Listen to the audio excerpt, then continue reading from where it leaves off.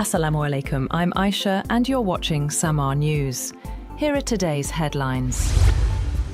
Iranian President Masoud Pezeshkian has insisted that Iran will not give up its nuclear rights amid ongoing tensions with the United States. According to Iranian media, Pezeshkian questioned Washington's authority to restrict Iran's nuclear program, saying no justification has been provided. The remarks come as disagreements over nuclear issues continue between Tehran and Washington.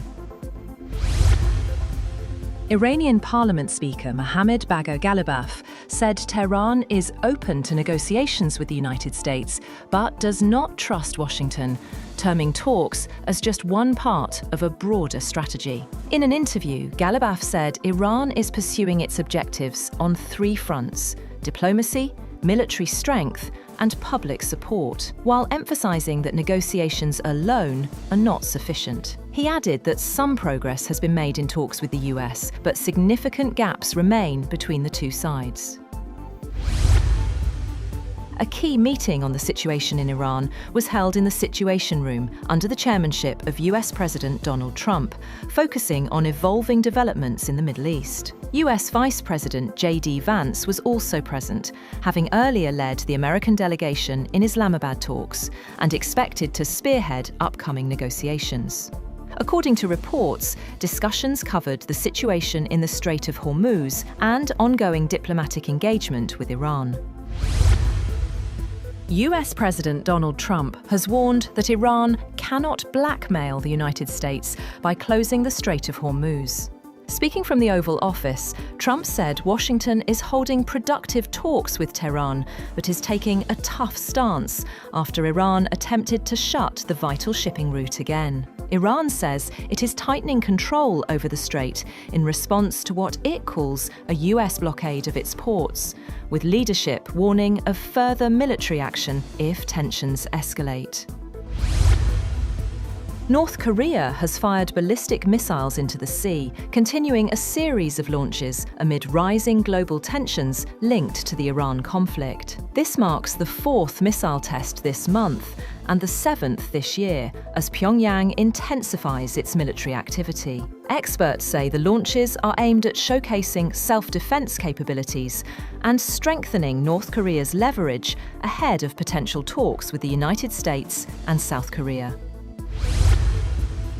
Former US Vice President Kamala Harris said Israeli Prime Minister Benjamin Netanyahu pushed President Donald Trump into a war with Iran, arguing the conflict was not in the interest of the American public. Speaking at a political event, Harris said Trump entered a war and he got pulled into it by Netanyahu, terming the conflict as one Americans did not want. Meanwhile, Israeli forces said they have established a yellow line in southern Lebanon, similar to a military measure used in the Gaza Strip. The Israeli military has said that over the past 24 hours, forces operating south of the so-called yellow line identified individuals it termed as terrorists who approached from the north in a manner that posed an immediate threat, calling it a violation of ceasefire understandings. Fresh diplomatic efforts are underway to end the US-Iran conflict, with a new round of talks expected in Islamabad. Iranian officials told CNN that a new round of negotiations between the United States and Iran is likely to take place in Islamabad on Monday. However, US officials have not confirmed whether the talks are scheduled. Despite this, optimism remains, as President Donald Trump earlier suggested both sides are close to reaching an agreement. Egypt is working closely with Pakistan on a framework aimed at securing a lasting peace between the US and Iran. Egyptian Foreign Minister Badr Abdelati said Egypt, Turkey, Pakistan and Saudi Arabia were coordinating a broader regional effort focused on preventing renewed escalation and laying the groundwork for a post-war security arrangement, stressing the importance of protecting Gulf states and stabilizing energy markets, supply chains, and food security.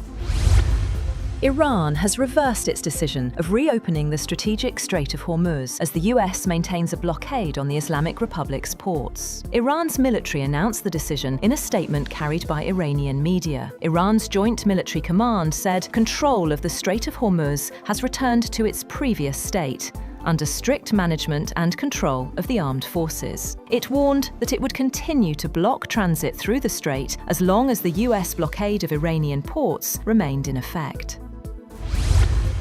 That's all for now. For more updates, visit www.samaa.tv.